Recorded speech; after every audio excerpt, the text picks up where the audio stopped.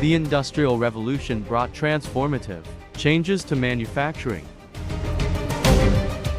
Through mechanization, mass production, and interchangeable parts,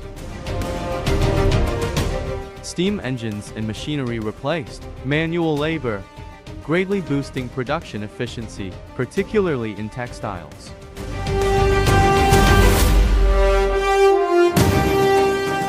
Mass production techniques, like Henry Ford's assembly line, enabled large-scale, affordable manufacturing, making products accessible to the public.